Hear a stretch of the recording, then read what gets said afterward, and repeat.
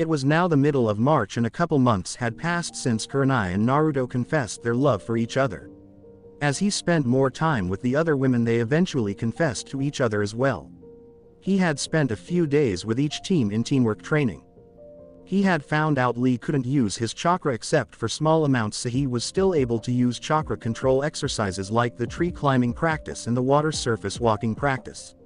He ran a diagnostic jutsu on him and found that because of a rare disease his tenketsu points were too small, not allowing enough chakra through for ninjutsu or genjutsu. He told Lee that he might be able to fix this, but he'd need to do some research first. Lee and Guy were ecstatic, and Tenten and Neji were amazed that this person they barely knew might be able to help Lee. Naruto had also gained himself a little entourage in the form of 3 8-year-olds by the names of Sarutobi, Konohamaru, Moegi and Udon.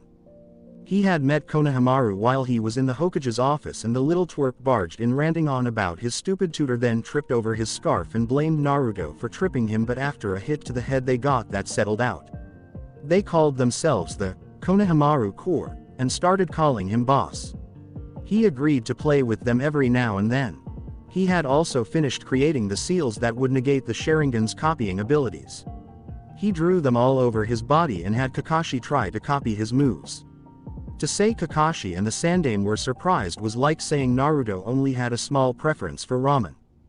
As for missions, he'd done 5 C ranks that didn't last long, but had been doing mostly D rank to help the village until his match with the Hokage. Bet you forgot about that, which was where he was now. Naruto had let him take an extra month to train his body as he wasn't ready yet. Naruto and the Sandaime were in a private training field that Naruto had placed seals around so no one would sense the fight. Naruto stood in his usual outfit, except his shirt had red swirls on the top part of each sleeve. The Sandaime was dressed in his battle armor. They looked at each other and rushed forward. They engaged in a taijutsu match for a few minutes, then both flipped back. The Sandaime went through 6 hand seals and took a breath and thought, Kaden, Gokaku no Jutsu, and blew out a huge fireball toward Naruto. Naruto went through 1 hand seal and yelled out Sweden, Suiryuden no Jutsu, water release, water dragon bullet technique. Incredible. Only Tobirama-sensei was skilled enough to do that, Sarutobi thought as he watched his fireball be overpowered by the dragon and come racing towards him. He went through 3 hand seals and yelled out Doden, Doryuheiki, earth release, earth-style wall. Naruto watched the dragon hit the wall and dissipate. He looked around and suddenly jumped up in the air as Hiruzen came up from underneath the ground with a staff in hand. Naruto took out his kodachis and they engaged in a kenjutsu versus Bojutsu fight. I'll need to be careful, Naruto thought, eyeing the adamantine staff. They traded blows for 20 minutes, landing cuts on each other only for Naruto's to heal right away. Naruto put his kodachis away and went through some hand seals and yelled out Mokuden Haijutsu, Jukai Koden, wood release secret technique, birth of dense woodland, and watched as trees started shooting from the ground toward Sarutobi. Amazing, not even Tenzo is this proficient in his Mokuden abilities, Sarutobi thought as he dodged the trees. When he landed he used the snake hand seal and thought, Doden, Doryu Taiga, earth release, earth flow river, and watched as the ground turned into mud. He followed with Doden, Doryuden, earth release, earth dragon bullet, then Kaden, Karyu Enden, fire release, fire dragon flame missile, to ignite the mud balls and sent them towards Naruto. Naruto went through 3 hand seals and called out Mizu no Tatsumaki, tornado of water, to surround himself in water. Sarutobi watched the fire hit the tornado of water. He waited until the steam disappeared and noticed Naruto was gone. Shit, his stealth skills are better than Jiraiya's, he thought. He looked around and dodged as a barrage of kunai and shuriken impaled where he was previously standing. They engaged in another taijutsu match. Naruto used his mother's style Hiryu, flying dragon, while Sarutobi was using Goken. They continued for 10 minutes trading blows, and with a final punch to each other's face they flew back. Sarutobi laid there on the ground panting hard and started to laugh. Naruto, my boy, I haven't had a fight like that in decades. You are well on your way to surpassing your father. Naruto lied on the ground as well, panting, and smiled at his Gigi's praise. Thanks, Gigi. You don't know how much that means to me coming from you. Naruto waited a couple minutes to catch his breath before getting up and heading over to the Hokage. He kneeled down next to him and with a quick activation of the Shosenjutsu mystical palm technique, started to heal him. Now that I've seen your skills firsthand, I can start assigning you higher rank missions. Sarutobi said. About that, I wanted to inform you of something. As you might know, Wave Country has been taken over by a shipping magnate by the name of Gato. He has been slowly killing the people of that country and I have spies in his organization. Well, a week ago I went to meet one of them. Naruto said. Flashback. Naruto was approaching the spot where Zabuza, Haku, or the brothers would be. He had decided to meet in a hotel in a small city close to Wave Country that he owned after investing in it and helping the city prosper. He arrived and was greeted by his employees. He greeted them and headed up to his master's suite. When he arrived, he walked into the bedroom and saw Haku taking a nap. She's beautiful, he thought.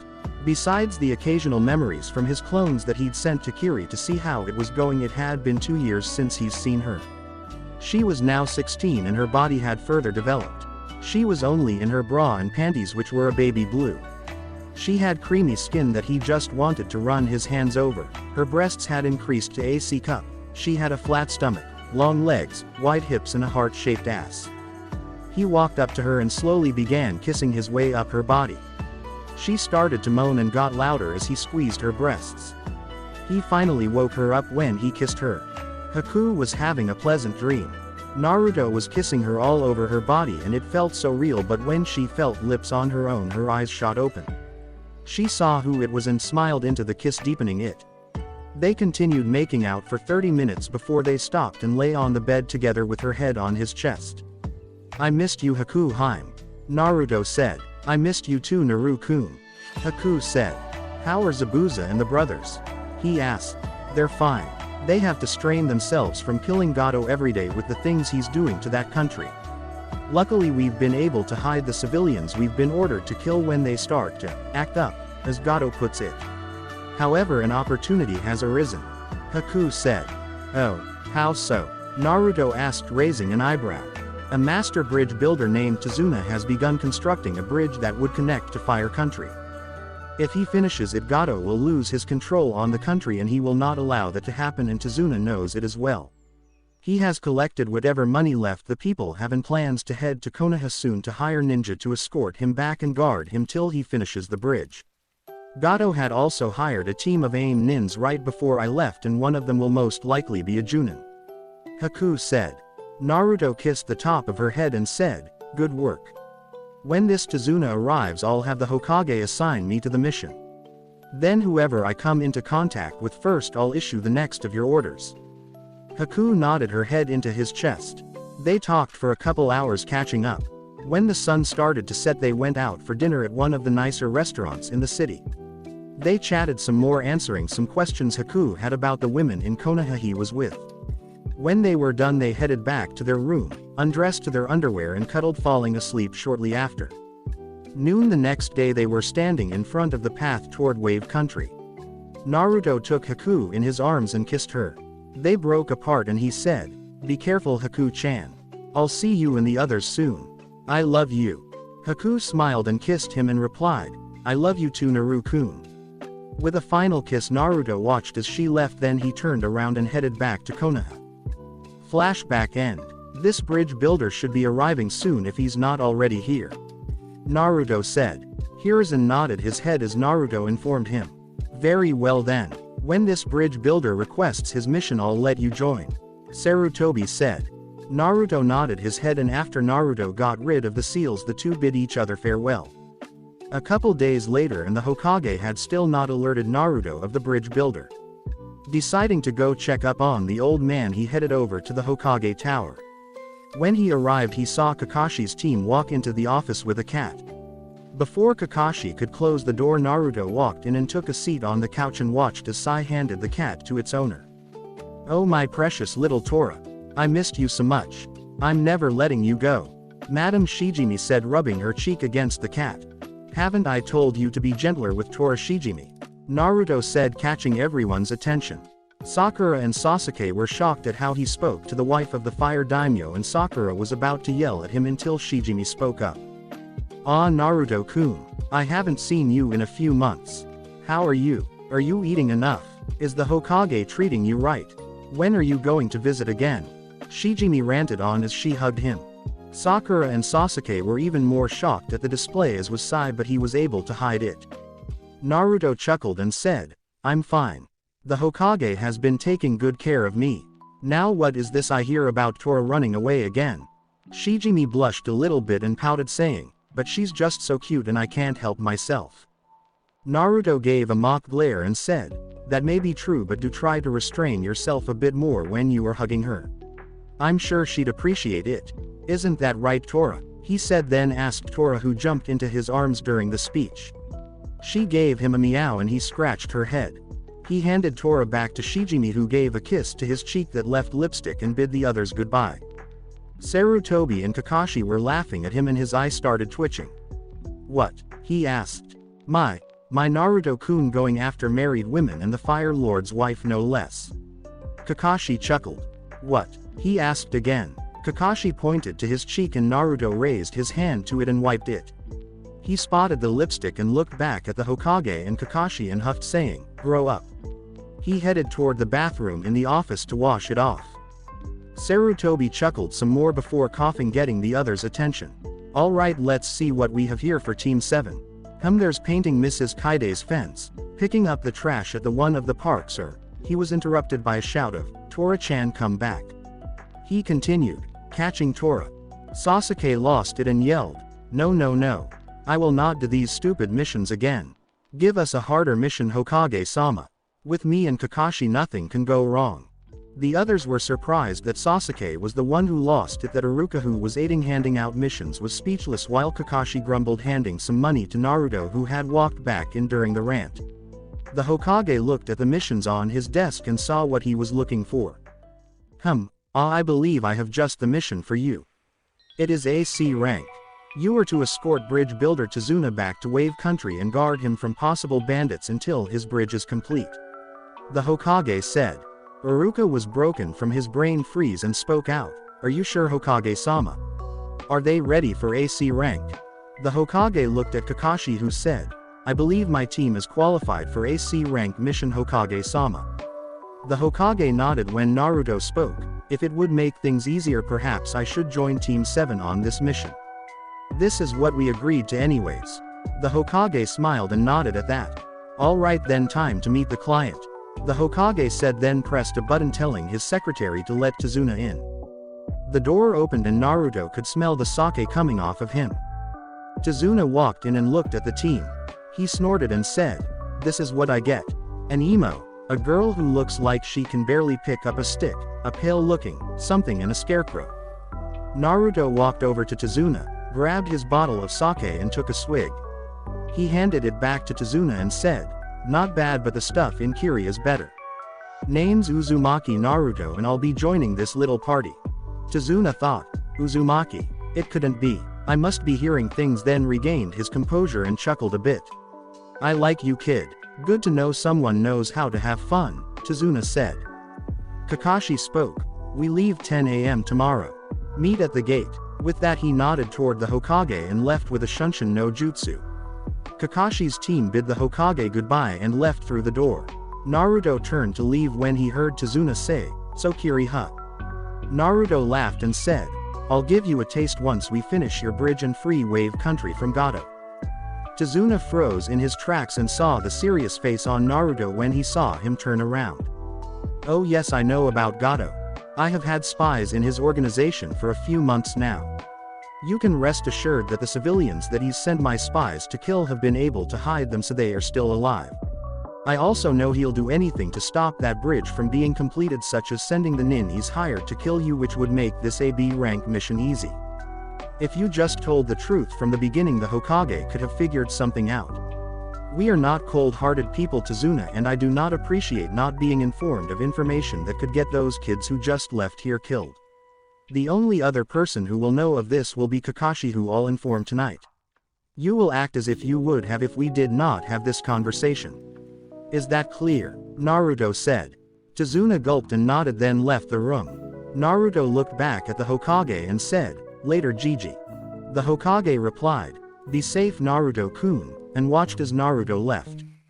Meanwhile Iruka, who was still in the room, had his jaw on the ground and his eyes popped out of his sockets at what he just heard. He got out of his stupor, however, when he saw the Hokage take out a familiar orange book and started yelling at the blushing Hokage, who forgot he wasn't alone. Naruto had informed Kakashi about the extra information and told the girls he'd be gone for a while on a mission.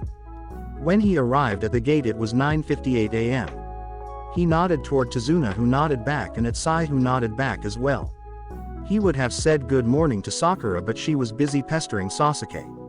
He leaned against the gate and waited, thinking about what happened yesterday. Flashback. Naruto was looking for a ninja store to resupply. He entered the ninja section and found a store that didn't stand out that much. Looks promising. He thought, then noticed the name of the store. Higarashi's Ninja Store. I wonder if it's related to Tenten, he thought. He walked in and spotted Tenten at the counter. Tenten was looking through a magazine when she heard the door open. She looked up and spotted the person who's been on her mind the past 2 months. Naruto, she asked. I do believe that's my name. He responded back and chuckled as she blushed. How can I help you? Tenten questioned. I'm leaving on a mission with Kakashi's team tomorrow and need to restock my supplies, he stated. She nodded at that and watched as he walked around the store picking up shuriken, kunai and various other supplies. He came back to the counter and she was wide-eyed at the amount of stuff. She totaled everything up and said, alright, that comes up to 1,250 ryo. He nodded and took out 1,500 and said, keep the change. Before he left though, he heard Tenten speak. Naruto, do you think we could talk in private? He raised an eyebrow but nodded his head. He watched her close up the shop and he followed her to the back of the store. When they arrived he saw an older man that he assumed was Tenten's father working by a forge. Otu-san, I'd like you to meet Uzumaki Naruto, Tenten said. Her father stopped what he was doing and looked over toward her and spotted a young man, then spotted the kodachis on his back. He cleaned himself up, then walked over to Naruto and shook his hand, saying, name's Higurashi Ian. My daughter has told me and her mother a lot about you. Naruto looked over at Tenten, who blushed and said, has she now? Yes, she has, and I must say I've been waiting to meet you, especially when she mentioned your name and those kodachis on your back. You see, I once made a pair of kodachis that looked just like those for my Anbu captain, who was a friend of my wife, and I, who was a woman by the name of Uzumaki Kushina, Ian said. Naruto's eyes widened at that and sighed. He looked at Ian and asked, is your wife here? She's back home, he replied. Since I'm pretty sure you know who I am, let's head over there to talk, Naruto said. Ian nodded, and a few minutes later the three of them headed to the Higurashi home. When they arrived, Ian walked in and said, Sayuri, honey, we're home and we brought a guest. Sayuri walked out to greet them, and when she saw their guest her eyes widened and she said, Minato. Naruto walked up and said, no, I am not my father. My name is Namikaze Uzumaki Naruto, and I suppose we have much to talk about. Sayuri started to cry and hugged Naruto. I knew it. I knew it. When we saw you we knew you were their child. Naruto hugged the older woman while Ian watched with a small smile, and Tenten had no fucking idea what was going on. They all sat in the living room and Tenten spoke up, what the hell is going on? How do you two know his parents? Ian looked at his daughter and said, do you remember those bedtime stories about the Yondaime and my Anbu captain I told you? Tenten nodded and he continued, well, those were real. The Yondaime's name was Namikaze Minato from the Namikaze clan here in Konoha, and Kushina never told us where she came from. Tenten spoke up and said, I've never heard of the Namikaze clan before. Naruto spoke next and said, that's not too surprising since they stayed out of the spotlight, but they were probably one of the strongest, if not the strongest clan in Konoha. In fact, they were here when the Senju and Uchiha clans came to a truce and decided to build a village. They then helped build Konoha and became the most economically and politically powerful clan over the years, with me now owning 51% of Konoha. As for my mother, she came from the kingdom of Whirlpool and she belonged to that Uzumaki clan. Ian's and Sayuri's eyes widened in realization before she spoke up. I can't believe we never put the two together, but I thought the royal family was killed during the war. Naruto shook his head and said, she was the only survivor and she came here. She told my father her past after they got married, and before he went through with his plan with Kyuubi he informed the fire daimyo as well. The parents' eyes widened again, knowing he knew the truth. What plan? Tenten asked. The two looked at her, then Naruto, who nodded. Naruto began. When Kyuubi attacked, my Otu-san knew even someone as powerful as him could never defeat an immortal creature such as the Kyuubi, but there was one thing he could do, and that was seal it as some of the other Biju have been. But the only thing powerful enough to contain a being as powerful as the Kyuubi is ironically a newborn baby, so its chakra coils can adapt to the Kyuubi's massive chakra. My father was a man who could never ask someone else to sacrifice their child if he wasn't willing to sacrifice his own. So after he told my mother his plan, she reluctantly agreed, and they induced the pregnancy 3 weeks early. Now that they had their container, they still needed a seal powerful enough to contain the Kyuubi, and the only being more powerful than the Kyuubi is a god. So he summoned the Shinigami to power the seal in exchange for his own life. As he died with me in his arms, he made his final wish for the people to see me as the hero that saved Konoha, but sadly only a small handful fulfilled his wish. I grew up hated, beaten, starved, poisoned, and many other things for the first 5 years of my life, not knowing why, as the Sandaime had placed a law forbidding anyone from speaking of the Kyuubi being sealed in me. But then on my 5th birthday everything changed, as I was attacked and my wounds were too severe for even Kyuubi's healing abilities, and I was dying. Sayuri and Ian looked down, remembering that day, while Tenten had tears in her eyes. She hastily spoke up and asked, "What happened?"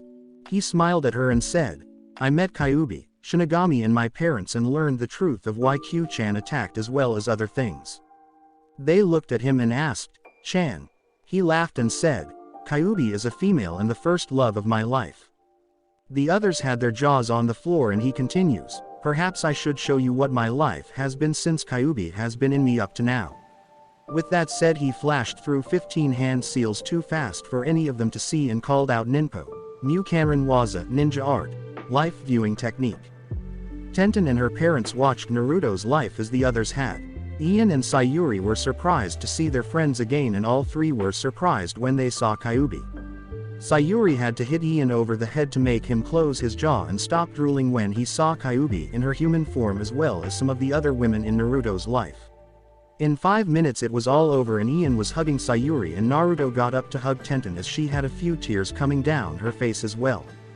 She stopped and she smiled at him and said, "King huh?" He laughed and said, "Yep, pretty much. Would you three like to see the dragon sword in person?" He and Sayuri laughed at the stars in the eyes of Ian and Tenten. He got up and walked to the middle of the room and raised his left arm and channeled some chakra to the seal on his wrist. A second later the sword of the king appeared in his hand. Tenten and Ian were dumbstruck seeing the legendary sword, and Sayuri had to admit it was quite the sight to behold. They talked for a couple hours, and Naruto ended up having dinner with them. He gathered his supplies, and with a quick, "Hope we can get together when I get back, Ten-chan," that had Tenten blushing at the nickname he left. The parents looked at each other and grinned and said together, "Ten-chan huh?" They laughed at her as they dodged the projectiles. Flashback end. Exactly 2 minutes later and Kakashi appeared. "Good morning. Now before we go, let's check our equipment," Kakashi said, snapping Naruto from his thoughts. Sasuke opened his backpack and said, "I have 50 shuriken, 30 kunai, metal wires, 7 sets of clothing, and other various necessities." Kakashi looked at Sakura, whose bag was easily 3 times bigger than Sasuke's. She spoke up, I have my makeup, brush, hair dryer, shampoo and conditioner." She was cut off as Kakashi took the bag from her and made a shadow clone who took the bag back to her home. "You are not going to a party, Sakura. This is a mission that has a possibility no matter how low of you dying. Here, take this. I made a couple extra in case. Just channel some chakra to open and close it," Kakashi said, handing her a scroll. She blushed in embarrassment and took the scroll. He looked at Sai next, who just showed him a scroll, and he nodded.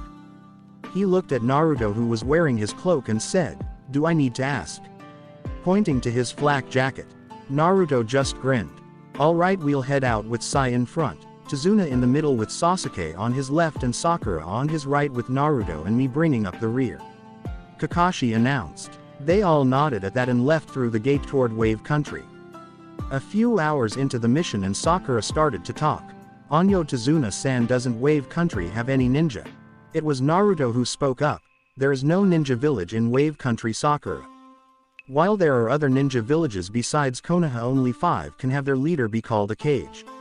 Those would be Konohagakure no Sato in Fire Country with the Hokage, Kumogakure no Sato in Lightning Country with the Raikage, Sunagakure no Sato in Wind Country with the Kazekage, Kurigakure no Sato in Water Country with the Mizukage, and Iwagakure no Sato in Earth Country with the Tsuchikage. Those 5 make up the 5 great shinobi countries. Sakura nodded at that and asked, "When you were traveling, did you visit any of those places?" "I visited all those places except Iwa, as I didn't want to deal with any trouble, as the current Tsuchikage is the same one who was in charge during the Third Great Shinobi World War, and many people there still hate Konoha and the Yondaime Hokage for how many ninja they lost during the war," Naruto said. She nodded at that and they continued on. Another couple hours into the mission and Naruto spotted a couple puddles on the ground. He sighed and thought, "I can't believe this is what they're using. How many times have I told them to be aware of their surroundings when using genjutsu?" I see Sai has noticed it, and no doubt Aniki has. Kakashi indeed noticed the genjutsu and heard Naruto sigh. He chuckled and then raised an eyebrow as he saw Naruto using Anbu hand signs that said, "Those 2 idiots work for me. Let's see how the others react," as I noticed only Sai spotted the genjutsu. Kakashi responded back, "Works for me. How do you learn these hand signs anyways?"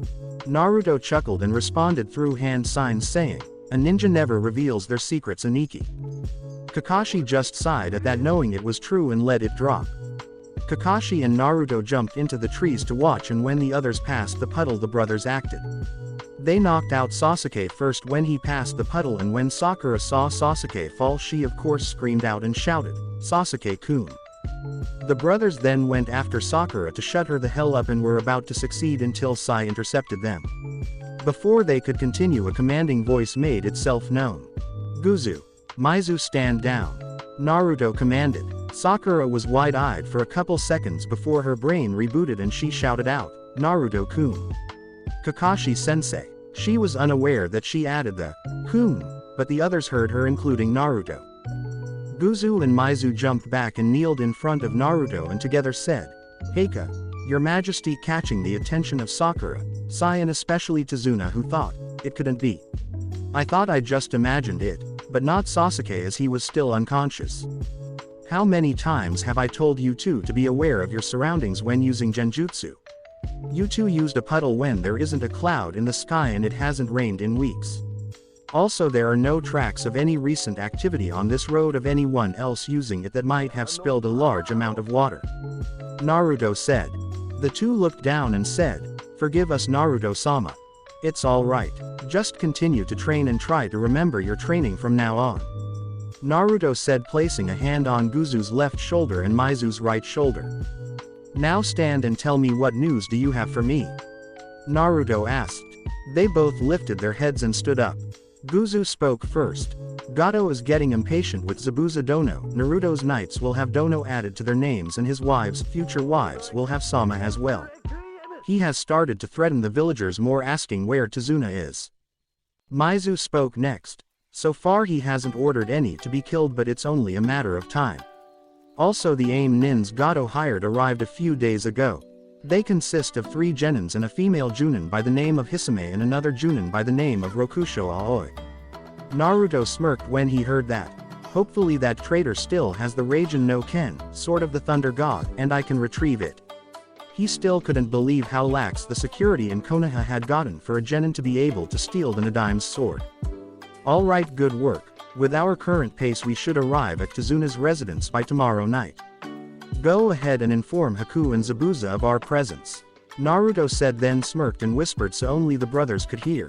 "Tell Zabuza to make a special appearance sometime between when we reach Wave Country and before we reach Tazuna's house. I want to see how Kakashi and the others react. Hopefully they'll all be more alert this time." The demon brothers smirked back and bowed, saying, "Hi, Naruto-sama." With that they leapt back into the tress and disappeared.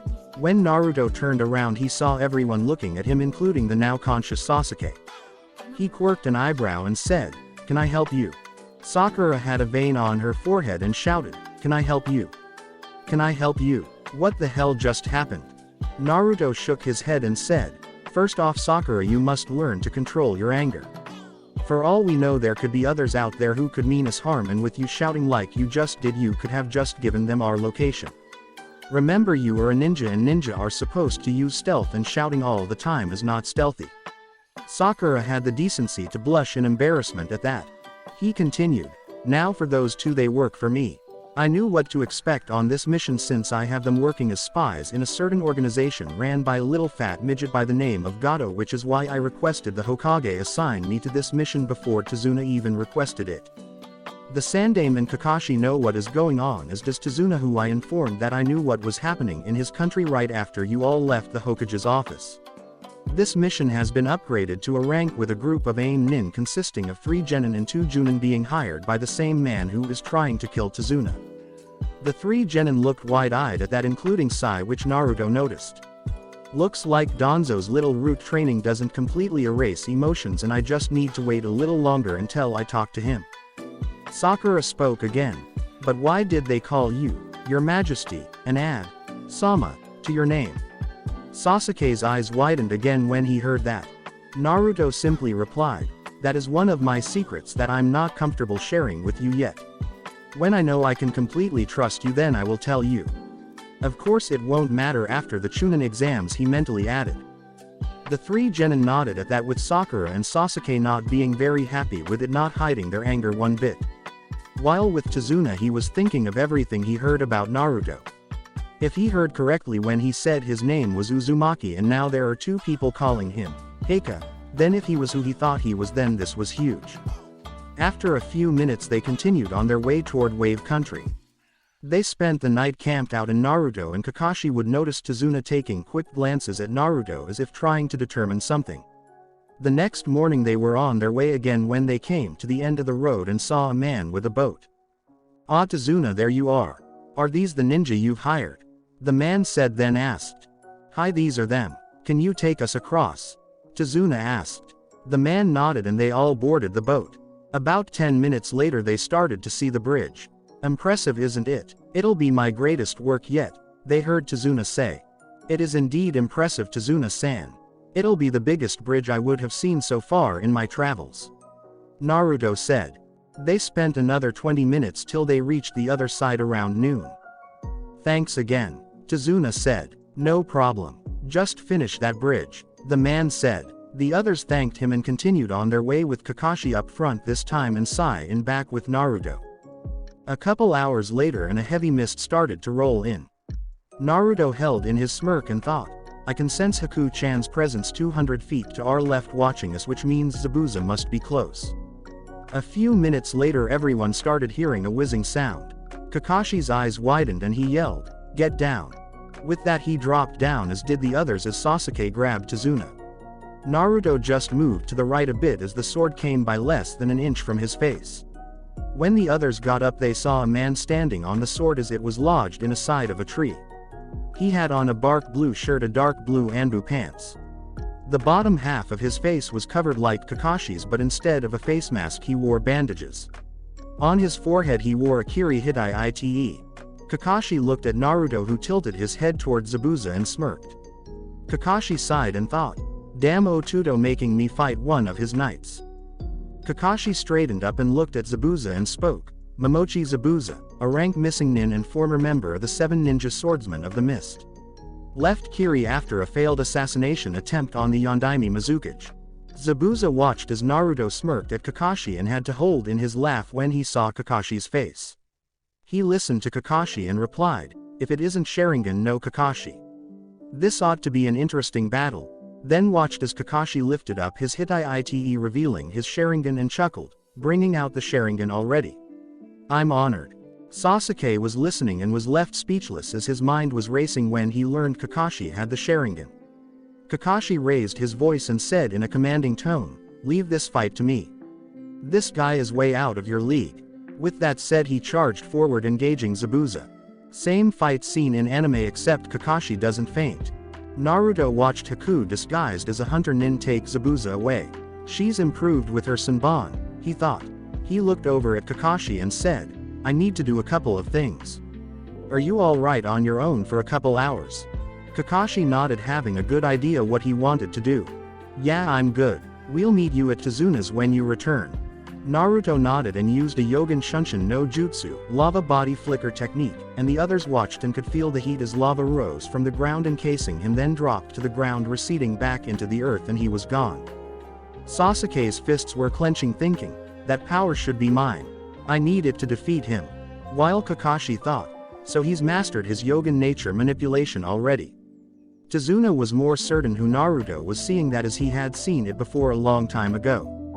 While they left toward Tizuna's house, Naruto was following the scent of Zabuza's blood. He caught up with them 10 minutes later and took Zabuza from Haku's arms, earning him a smile and a kiss on the cheek from the girl. She led him to their hideout, which was surprisingly up in some trees. He laid Zabuza down on one of the beds. He took out the Senbon still in his neck, and with his knowledge of Ijutsu medicine, healing art, he did a quick activation of the Shosenjutsu mystical palm technique, and started to heal him. 15 minutes later and he was fully healed. I was pleased with your battle, Zabuza. To be able to go toe-to-toe with Kakashi is no easy feat, as he's a bordering S-class shinobi. You'll be ready to go again in 3 days, but I'll need you to wait the full 2 weeks if I hadn't healed you. I'll come back here the night before you head to the bridge with the AIM Nins. You wouldn't have any info on the female Junin by chance? Naruto asked. She's a Sweden user and is decent in it, but stands no chance against either of us. Zabuza replied, then added, what do you want to do with Aoi? He's mine. I want the Raijin no Ken, sword of the Thunder God, if he still has it. Naruto said. Oh, he does. Idiot was bragging about it and even showed me it. He has only basic skills in Kenjutsu, and the way he kept swinging it was a disgrace to not only Kenjutsu but to the Raijin no Ken. Zabuza replied, a bit miffed. They talked for the next 2 hours. When they were done, Naruto gave his knight a hand-to-arm handshake and Haku a kiss on the lips and headed back towards Tizuna's house. Kakashi and the others had been waiting for about 3 hours now, and Sakura kept asking when Naruto would be coming back. Kakashi giggled and thought, looks like her attention is slowly drifting away from Sasuke and to Naruto. They had all met Tizuna's 29-year-old daughter Tsunami and her 8-year-old son Inari. She was in the kitchen wondering what the other person that was protecting her father was like. Her father kept ranting on about him when they first arrived, and she could tell there was something he was thinking of very seriously about the mysterious young man. She and everyone else were distracted from what they were doing when they heard a knock at the door. I'll get it, Tsunami said.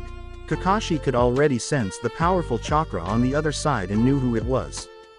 When Tsunami opened the door, she was greeted by the most handsome man she'd ever seen. The man was standing tall at 5 feet 9 inches.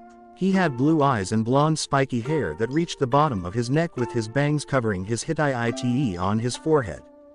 He had a face that belonged to royalty, with no baby fat and 3 faded whisker-like mark lines on each cheek.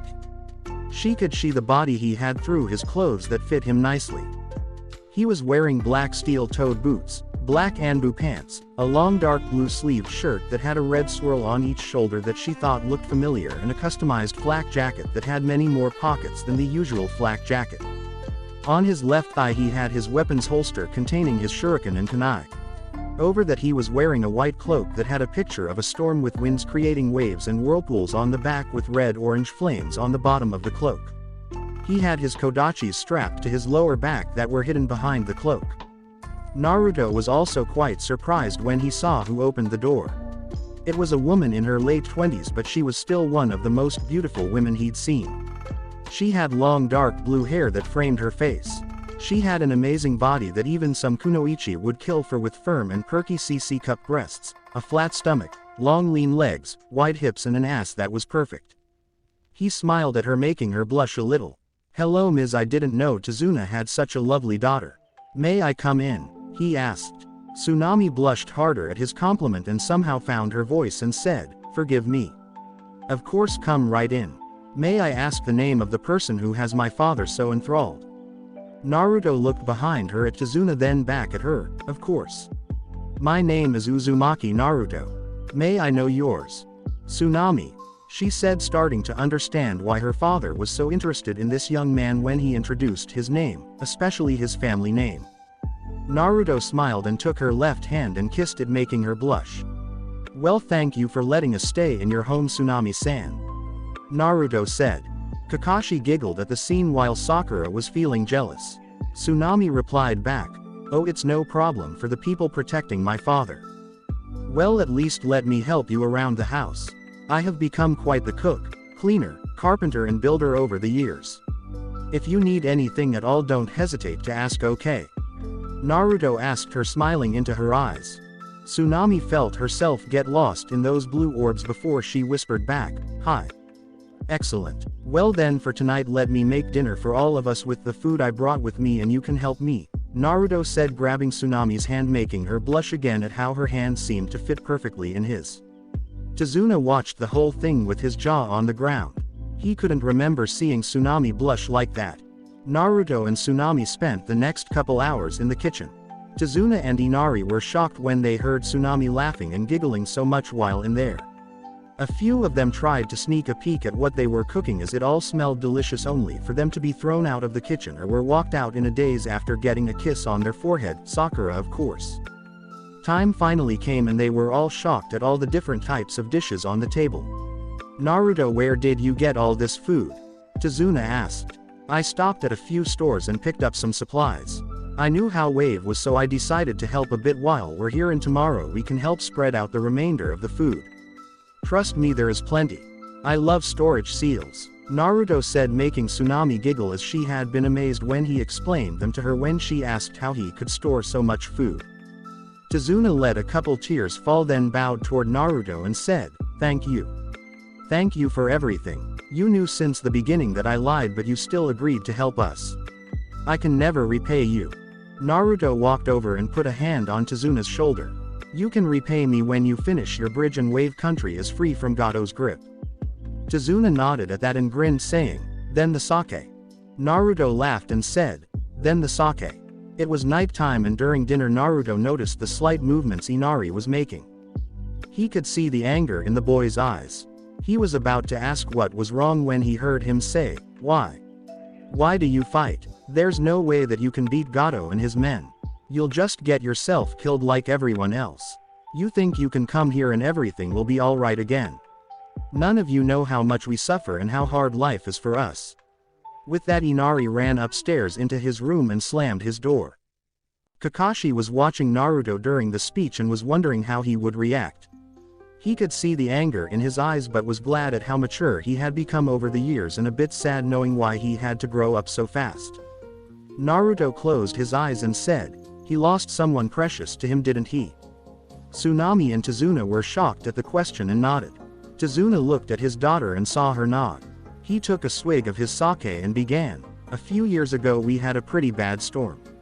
The local dam was starting to break, so one of us went into the raging water to try to fix it. He wasn't able to make it to the dam and was swept underwater. We didn't know what to do until someone jumped into the water and brought him back to shore. Then he went back in and managed to fix the dam.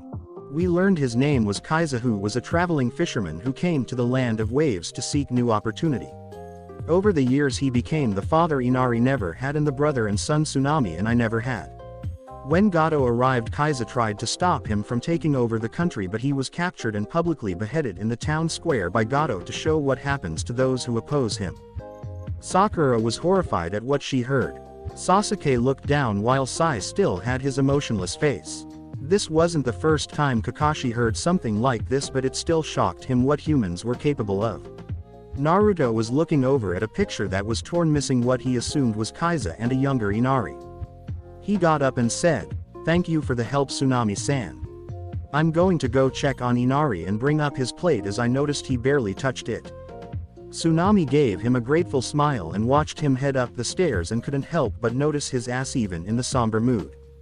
When Naruto arrived outside Inari's door, he knocked a couple times and said, "It's Naruto, Inari. I got your food with me. I'm coming in." Waiting a couple seconds and not hearing a response, Naruto opened the door to see Inari wasn't in his room but noticed the window was open. He placed the food on a desk and walked up to the window and poked his head out and saw Inari sitting on the roof. He stepped through the window and took a seat next to Inari.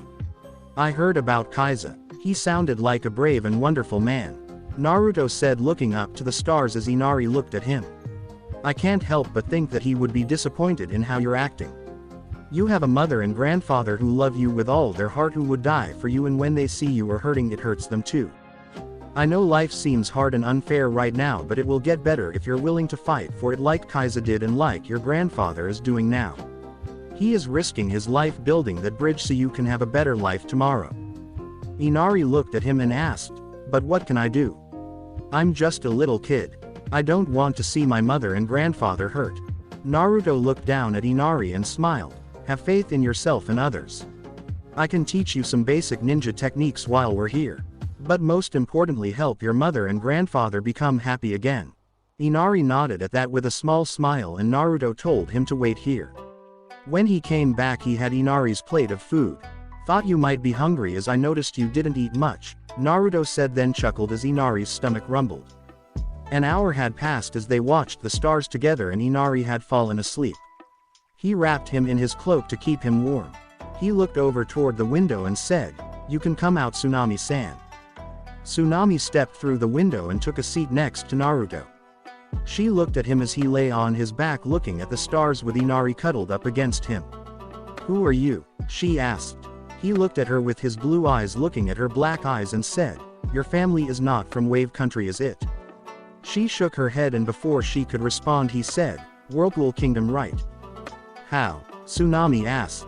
"Tazuna has been acting strangely since he heard my name, and so have you a bit when you heard my name as well. I also noticed you two looking at the swirls on my shirt. There are many things about me, Tsunami-san, that I must keep secret from many people for the next few months, for not only my safety but those precious to me, including you and Inari. However, I have a feeling I can trust you even though we've only met. My full name is Namikaze Uzumaki Naruto, King of Whirlpool and only child of Namikaze Minato, the Yondaime Hokage, and Namikaze Uzumaki Kushina, daughter of the former king and queen of Whirlpool and royal princess of Whirlpool Kingdom," Naruto said, then carefully lifted his arm to not wake Inari and unsealed the dragon sword. Tsunami gasped as she saw it. She looked at him and looked down, saying, "Forgive me, Heika. I didn't know my place." Naruto sealed the sword away and used his right hand to lift her chin. "You do not need to bow to me, Tsunami-chan. You never need to bow to me," he said, running his thumb across her cheek. He brought her face to his, and as they got closer, Tsunami's heart was beating faster and faster. Their lips met and Tsunami couldn't believe how amazing it felt. They broke apart and he smiled at her and pulled her down to lay next to him. She cuddled up to him and laid her head on his chest. "I don't know where this will lead to, but I'm willing to give it a try.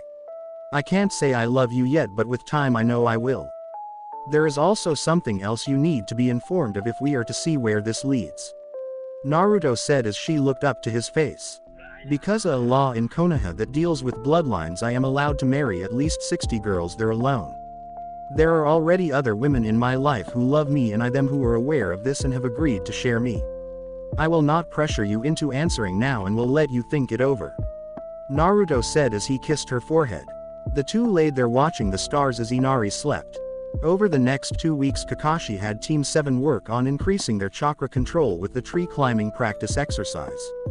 He was surprised that Kakashi was just now teaching them that, as they should have started within the first week of becoming a team. He wasn't that surprised when he learned Sai knew it already, so Kakashi had him start working on the water surface walking practice exercise. He and Tsunami had spent a lot of time together over the weeks as well. She wasn't sure if she was willing to share yet, but they decided to see where their relationship was heading, and so far both were loving it. Tazuna had noticed how close his daughter and Naruto had gotten as well as Inari, and both were for it. Sakura had noticed it as well and she wasn't sure why she was jealous. The day before Zabuza and the others would make their appearance arrived, and Naruto headed to the base when night fell. He arrived and they went over the plans. He would take on Aoi, Haku would take on Hisame, Sasuke, Sai and the demon brothers would likely fight the genin, with Sakura guarding Tazuna and the others acting as support. With that settled, Naruto headed back to Tazuna's and snuck into Tsunami's room, where he undressed to his boxers and climbed into the bed with her, and she cuddled up next to him. "Sweet dreams, Tsunami Haim," he said and kissed her forehead, getting a smile from her, and fell asleep with her in his arms.